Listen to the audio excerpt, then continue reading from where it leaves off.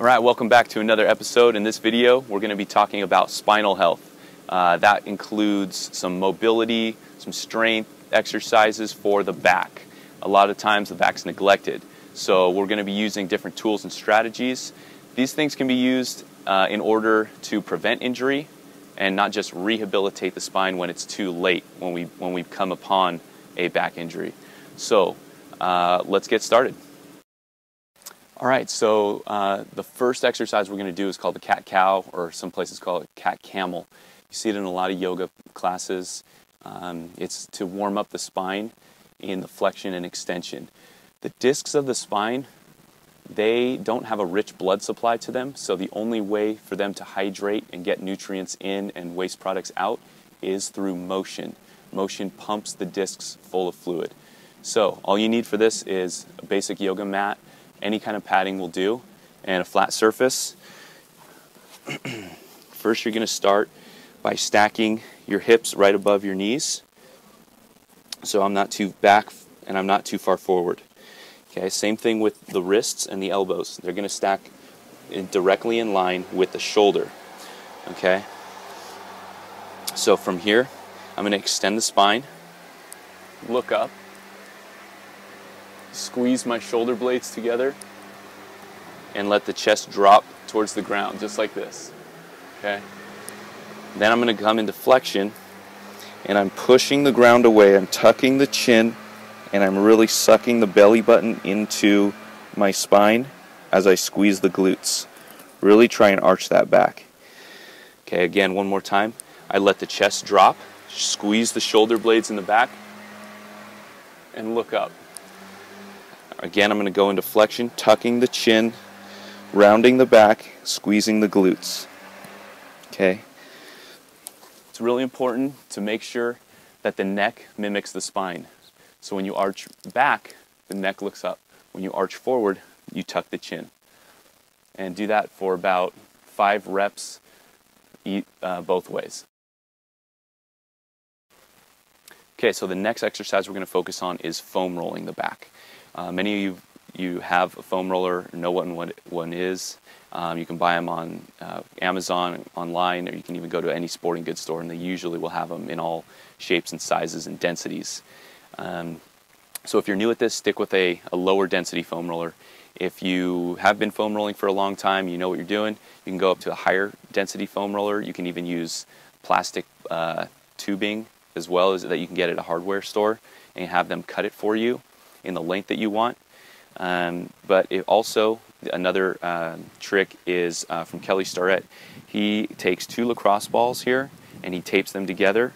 What this does is allows the bony spine in the back to easily pass through the middle of the 2 lacrosse balls, and the 2 lacrosse balls will then effectively massage the either side of the spine on the muscles. Okay, but for now, today we're going to be using the entire length of this foam roller. So again, you just need some kind of soft padding on the ground. You're just going to have the foam roller behind you. You can start it on the lower back here, or maybe even mid back. What you're going to do is just cross your arms together like you're giving yourself a hug, and then if you can take it, lift your hips off the ground a little bit. Okay, this is going to add a little bit more tension onto the back. You're using the foam roller as a fulcrum pretty much to go over. All right, once you find a pretty sensitive spot, if it's a pretty tender area, you can pause on it, make sure to breathe, and you can roll side to side. Okay, rolling laterally will help to slide those tissues. Okay, and then another spot you can really just kind of rock back and forth, pause on it, and go side to side. You just want to go the length of the back, the whole way down, the whole way up, and the whole way down, finding those tight spots. Okay, this is effectively working the connective tissue, the really tight bands of fascia that run the length of the spine. Okay, and you can do that for about 2 to 4 minutes, depending on what is comfortable for you. But we want to make sure we get a therapeutic dose, so do it long enough, about 4 minutes. All right, our next and final exercise is the Jefferson curl. It's very basic, but very effective at the same time. It was designed by a weightlifting coach in order to increase his athletes' deadlifting performances. So what this is going to do is I'm going to show you on a model first. If you can imagine this, each one of these tiers is our vertebra. We are, instead of just flexing the spine forward at one point like we normally do when we're sitting, we are going to focus on each segment. Okay, so this is going to be highly valuable for those of you who are doing a lot of sitting at your desks. Okay, so we're going to start in a standing position straight up. Then we're going to focus on bending each segment forward. Okay, I don't know if you can really see that, but I am focusing on rounding forward one vertebra at a time.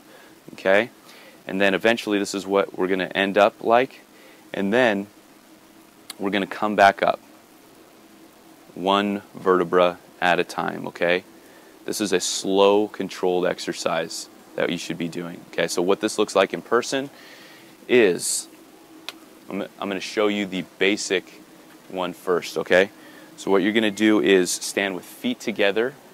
Okay, you're going to squeeze your glutes. Okay, that's very, very important.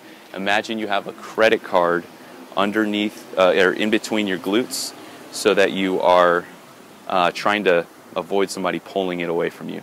So squeeze the glutes together. Okay, then you're going to use your hands to run down the fronts of your thighs. Okay, the first thing that moves is the chin. You tuck the chin, and then the shoulders, the upper back, the mid back, into the lower back. Okay?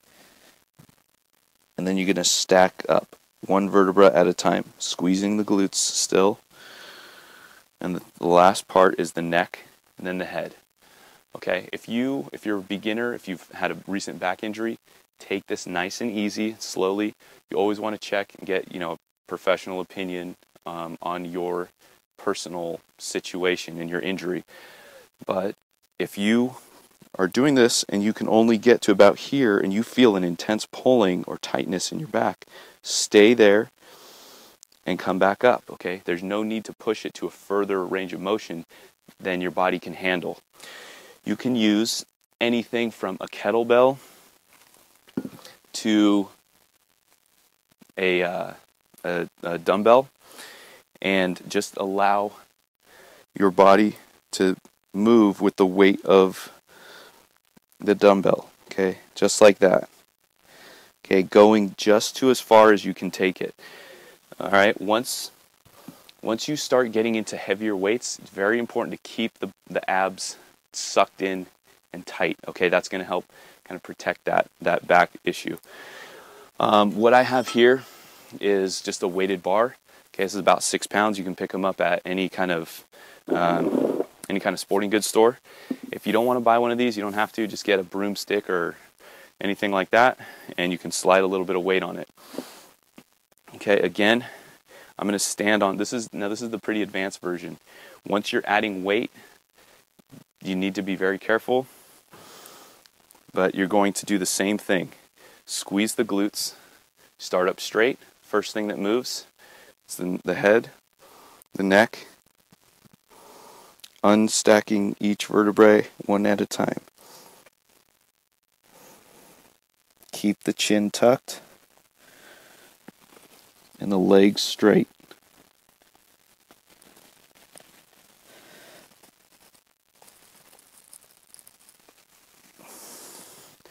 And then back to the resting position. Just make sure that the legs stay straight, the glutes are squeezed to protect the back, and only go as far as you can handle. Okay, progress yourself to a heavier weight over a couple weeks. Don't do it overnight. Okay, progression in something like this takes a long time, several months up to a year even. Okay, so don't rush it. Be very patient with yourself. You're working with connective tissue here.